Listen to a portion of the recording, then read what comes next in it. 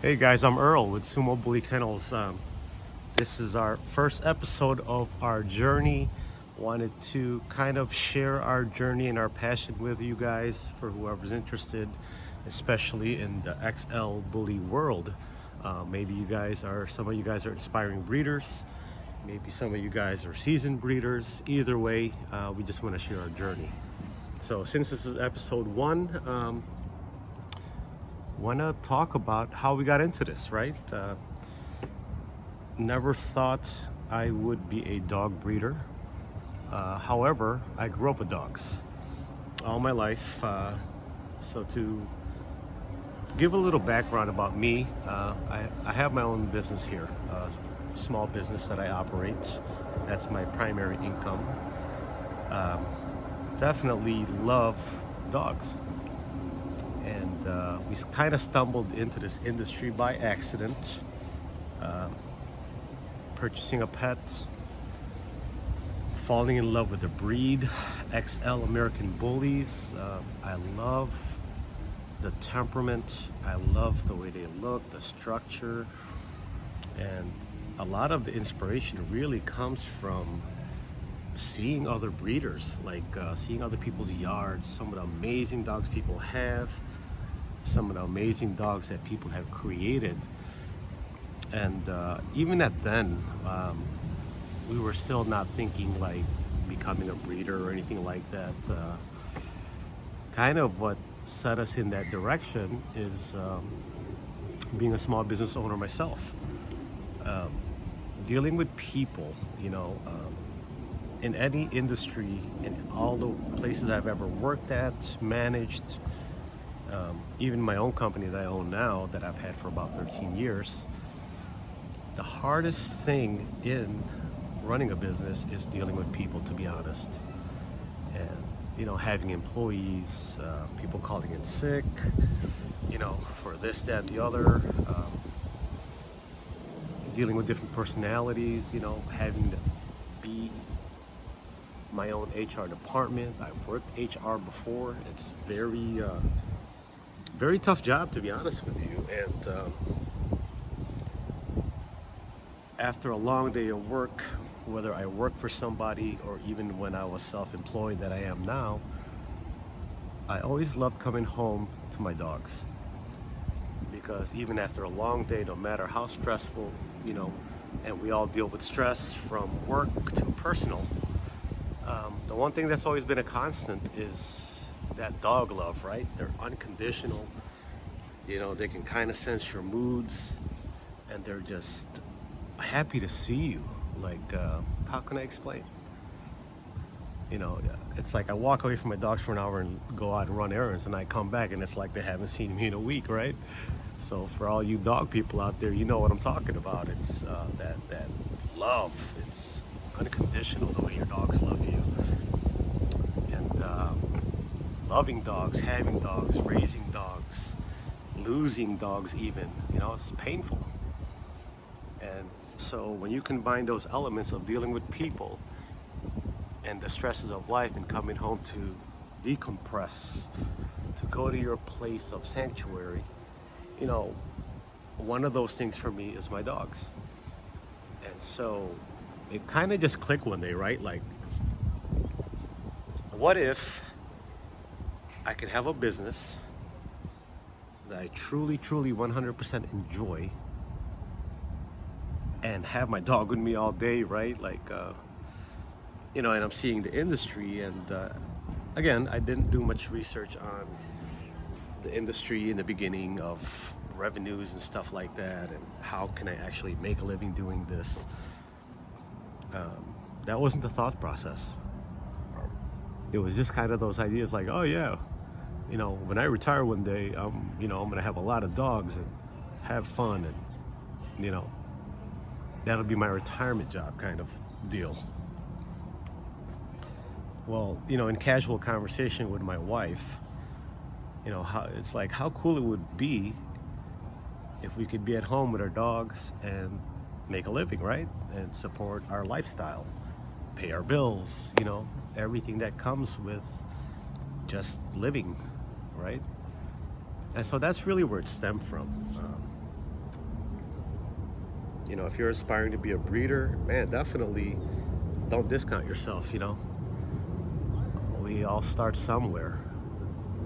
And so in our journey where we are, I'm going to take you back to just the beginning of things. Those were the early conversations of actually getting into this. And pardon my dog's barking and the plane flying by. But yeah, those were the early conversations. And, one day my wife's like, why not? Even if we start small, a couple of dogs, 2 dogs, 3 dogs, 4 dogs, whatever that number is that we can manage and afford. And, it's, you can never be great if you don't get started, right? However, once you get started, you can become great. And that saying is true for myself in my life, of my accomplishments and my failures. For me, I'd rather fail and have the experience and try it versus never try at all. So that part of me as an entrepreneur is inspired by getting into this industry. So the journey begins there for us, in first making a commitment, right? Of, does this fit our lifestyle? I love dogs, my wife loves dogs, my son loves dogs. We're dog people all the way around. It's like our house without a dog is kind of like unheard of. It would be kind of sad, to be honest with you. And so yeah, those were the initial thoughts. And then of course, being responsible in pursuing anything, really thinking and researching, listening to content on YouTube, reading stuff. There's a bunch of great people on YouTube, man. Shouts out to Raul Cubian. That guy is amazing. That guy gives so much to the community, so much knowledge, so much passion. I follow him. I just gobble up his content, right? What an amazing person to have in our industry, to come out here and share knowledge, right? And just a genuine person, right? So he's one of my main guys that I love to listen to. I drive a lot for work, and so I'll listen to him. And listening to him over time, I was like, well, shoot, I can do this, and I would enjoy doing it. It wouldn't be a chore, it wouldn't be a task. And so from there, really, it was just going down the rabbit hole of researching, because we like the XLs, right? XL bullies. But even in the XL lane, there's so many expressions of the breed and what you like, right? There's a creative process to it that, if you're a dog person and you're into breeding or want to get into breeding, you know exactly what I'm talking about, right? But before I even go down that rabbit hole, like anybody, it's like I did, okay, what is this going to cost really, right? There's a time investment. There's a money investment, absolutely, right? Because these dogs are not going to feed themselves or pick up their own poo. These dogs are not cheap either, especially the XLs. They're not cheap, especially for quality dogs, right? But what is the capacity of kind of our living situation, and what can we really handle? And yeah, we did all that. We put the numbers behind it. Then of course, so our budget basically got split in a couple ways. Part of our budget was for facility, because if you're going to have a bunch of dogs and actually breed and have litters, you need a place for the dogs to be, where they can, for example, if I go on vacation, well, they got to be manageable, and someone's got to be able to follow a system and a process that I put in place, so that I can do other things in life that would require me to. So yeah, part of our money went towards building facility, which we're doing right now. Part of our budget went to acquisition of dogs, and for us, the number was right around the 5 or 6 mark that we would be comfortable starting with. So you can just easily do the math, and you know what these dogs cost. So, uh, gosh, what else? What else? What else? The daily life, the feeding cycle. You know, I run a business full time at work. My wife works full time. So when we looked at our day, does running this kennel work within our day? And it does, and we're partners. You know, thankfully, because honestly, if my wife was not on board, we wouldn't be talking right now. There'd be nothing to talk about because there's no way I can manage everything myself between being a husband, being a father, being a business owner, and then I'm going to compound that with, starting a new business of breeding dogs, and I have no help. I'm not looking for that kind of stress. Like I said, the dogs bring me happiness, so why would I compound stress if my household is not on board with me? And fortunately, we made this decision together. And so if you're thinking about doing this, it's really gut check time, right? Like they say, right? Put up or shut up, right? You got to money up. Number one, you can't. This is not possible with no capital. I'll tell you that. And it's also, again, you could probably do it with just one dog if you have a smaller living situation. But even then, even at one dog, you still need space. That dog needs space. That dog needs to get out. That dog needs to eat, and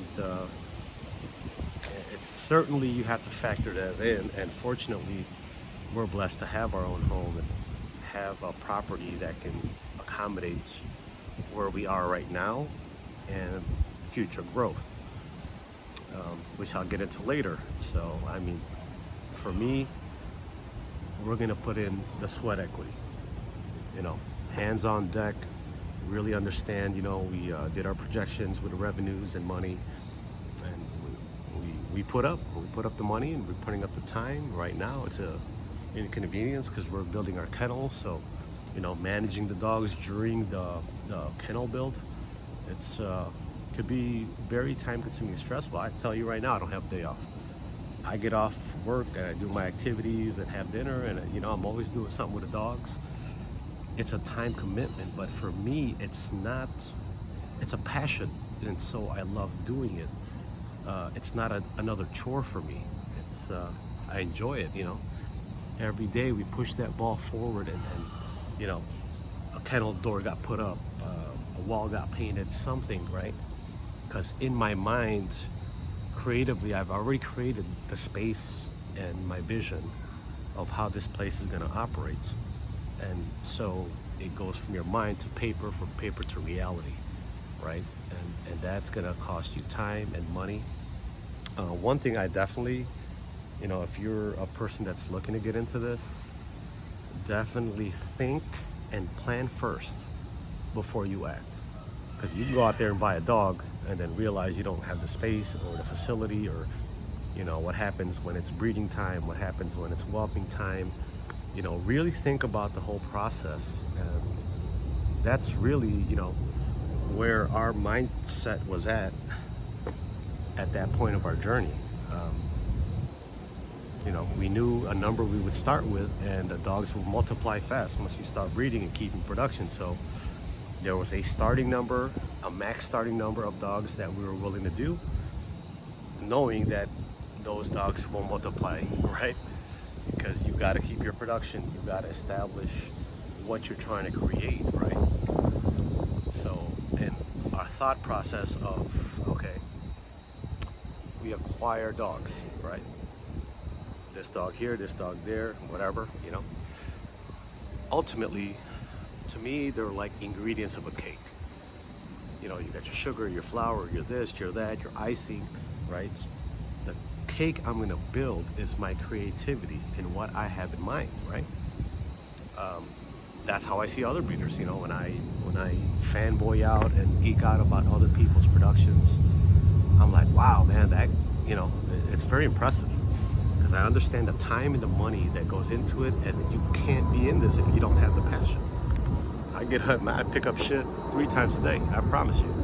First thing in the morning, when I get home from work, I pick up shit, and at night before I go to bed, I'll pick up shit. So picking up shit is part of it. And if you don't like that, this is not for you. Because I promise you, I'll do a video and you'll see how much crap I pick up, and you're gonna be like, okay. As they say, shit is real. Shit gets real. Shit is definitely real, and there are lots and lots of it. And you know what? Our dogs eat every day. Guess what? They poo every day too. So anyhow, sorry to go down that road, and back to our journey. Yeah, it's a thought, a passion. And we decided to act on it. You know, it's could be very rewarding. I'll tell you that. Like seeing everything come to fruition, your goals, your dreams, and stuff like that. You got to act on it, to be honest, and you got to believe, right? So, for me, you can succeed at anything if you put your mind to it and you put your passion to it. Now, the other flip side to that coin is that it can't just all be passion. You got to be diligent. You have to understand that this is a business, and you know, if that's not your strong suit, well, then maybe you get that help of understanding how to structure your business and your daily operations. So the business structure is one thing. That's the confines and the infrastructure of the business. The daily operation is something else. You know, that's how the things are done daily. And so looking at all these things and all these aspects, I knew I was ready. And when my wife was all in on it, and we were both ready, and it's a big financial decision we made together. No regrets. I mean, very happy with it. Looking forward to how this project will grow. So we're at the early stages and sharing, you know, our journey. I'm gonna break this up into more digestible segments for those of you who care to watch it. So yeah, episode 1 of our journey. It's numbers, it's money, it's why, right? Why are we doing this? Why do you want to do it if you're watching, right? My why is that I love dogs, and if I can create a business structure, or I can just be at home with my dogs all day, and you know, and reap financial benefits, support my family, to me that's a dream job. Wake up, have coffee, hang out with the dogs, pick up some poo, go for a walk, play with them. You know, to me that's easier than dealing with people. To be honest, you know, people will stress you out if you let them. But yeah, my why is exactly that. You know, we're dog people. We love it, man. And so if you're breeding, you know, that's my why. Maybe yours is something else. Maybe for you, you see it's, you know, it's a very lucrative industry with big price tags. Maybe that's your motivation. You know, to each their own. You know, there's nothing wrong with that. If that's why you want to do it for, then, you know, I'm not in any position to judge you or anyone else that's getting into this game. You know, all I can do is share why I'm doing it and how we're doing it. So as we walk this journey, this is kind of like our live journal, right? Like sharing our journey as we progress and you know, get into this world. Just wanted to share those thoughts of our beginnings. I am going to break things down and do different segments. So yeah, our first part is the why, how much, right? How and how much. And having everybody just on like, wow, okay, this is very exciting. And it's crazy because we start our day with dogs, end our day with dogs, and me and my wife are in bed chatting. We're still looking at dogs. Seriously, we're on like Instagram and whatnot, fanboying and fangirling over dogs, and it's almost sickening, right? Like it's a disease. You can't help yourself but look at a dog post and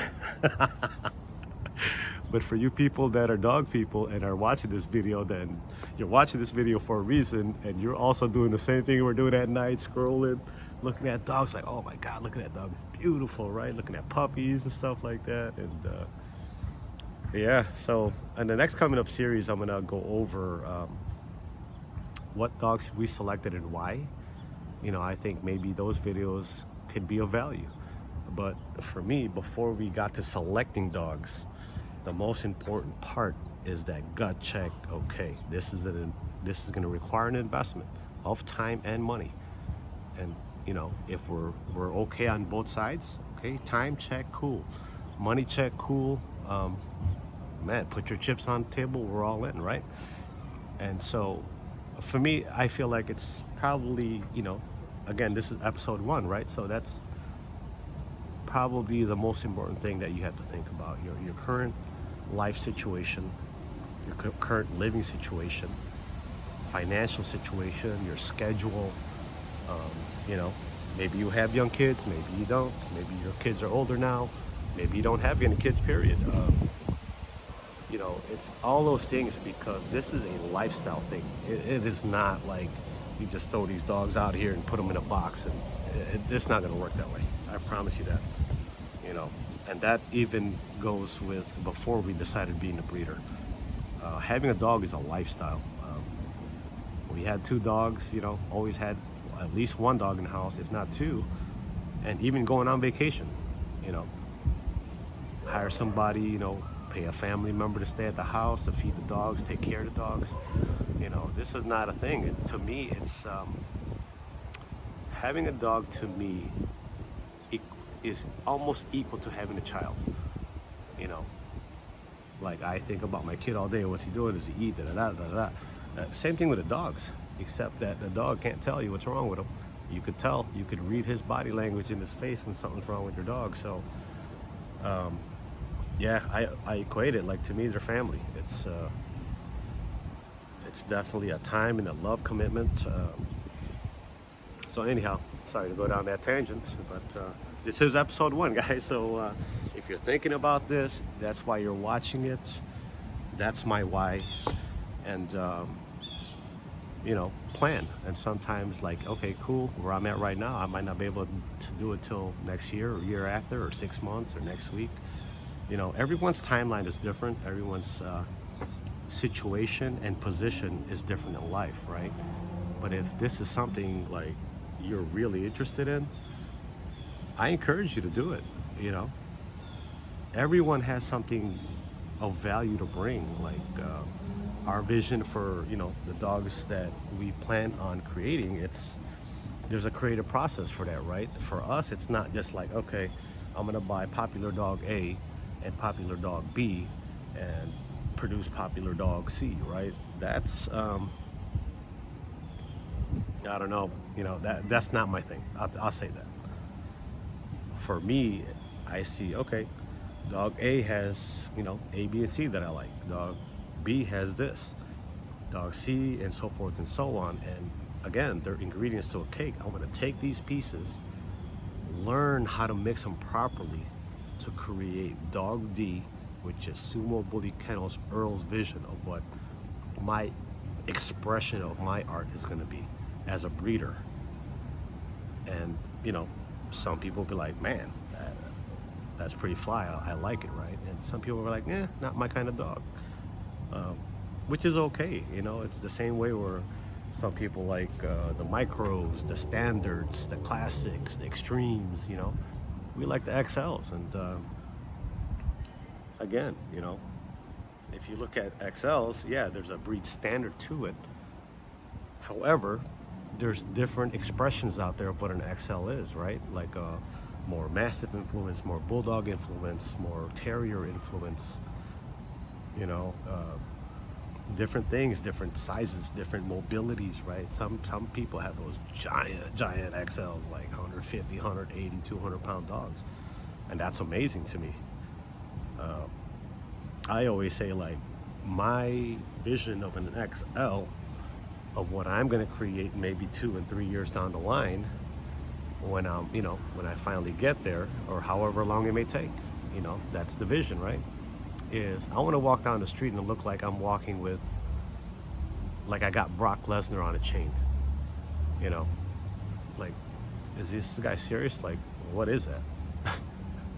But to me, that's that ultimate. I love the wow factor of these dogs. They're amazing. And so for me, it's that wow. There's the breed standard and the correctness of the standard and all these things that we throw around. One of the most important parts for me is that wow. Because without that wow, then we just walk by and don't even take a look. I have an adult male on my yard, and when I take him out in public places, people stop me and ask me what he is, and then they see his temperament and everyone touching on him. Adults, kids, older people, everyone, they just touch on him, and he's such a sweet dog because that's the breed temperament, right? That he just sits there like, yeah, please rub me. He loves it. So anyhow, I'm gonna wrap episode 1. Let's just do a quick recap of our journey. Our journey started with a thought. No, that's like one of those ideas, like, oh, I'm gonna open a burger joint one day, right? It's kind of like that. And it's the more you throw it around, the more it goes in your mind, and you're like, why not? Why not do it? Okay, if you're really saying why not do it, okay, well, what is it gonna cost to play in this game? Because unfortunately, in anything we do, there's a cost associated with it. For me to go to work, I'm gonna have to get up and I'm gonna have to drive. That's gonna cost me something, right? Car insurance, gas, or electric, or whatever it is. There's a cost to everything we do. So keep that in mind. If you're a person like me, or you're a little, earlier in your stage one, maybe you're at the part where you're thinking about doing it. That was me 7, 8, 9, 10 months ago, whatever the case may be. Yeah, don't discount it, man. Let those ideas flourish, but definitely be diligent and understand what you're getting into. And I'll tell you this, it's definitely an investment with time and money. And based on where you are, where your pockets are at, and where your time is at, that's gonna, part of that will determine, your starting point, to be honest. And so it's a gut check moment, and then it's like, okay, boom, you put your money in the machine, in the slot machine, and here you go. You pull the lever. Let's go, right? It's only one way to find out, is you got to play. You got to get in there, and it's not free to play. I promise you. Once you start seeing what these dogs cost, what facilities cost to build, operating costs, just feeding, feeding. We do a mix of raw and kibble. And I tell you, we go through feed, and I'm not even a giant breeder, I'm just a startup guy. And it's hefty. It's a hefty price if you weren't expecting it. So understand what it's going to cost you to operate daily, monthly. Really be diligent about that, because the worst thing you want to do is spend all your money on a dog, have zero budget for facility, and then find yourself on the short end every month like, man, I'm spending how much, and when am I actually going to see a return on this? It's just like putting your money in stocks, right? What's the return time of value? What's your percentage of return, and how long is it going to take to get there? Really think about that before you spend $1 on anything, because yeah, there's a startup cost to this, and there's an operating cost to this monthly, and you've got to be able to float that number until you start producing, and trying to basically get a return on investment or break even on it, right? On this whole vision. So if your numbers don't line up to begin with, they're probably not going to line up later once you start selling dogs, right? Know what number bracket you can play in, right? And what do I mean by that? You're either a person that like, hey, my budget's this, I'm going to buy lotto tickets at the gas station, I'm going to buy 20 of them, $1 a piece. That's 20 tickets, right? That's where I can play.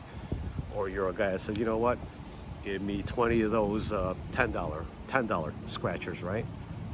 Or 10 of those $5 scratchers, right? There's levels to everything.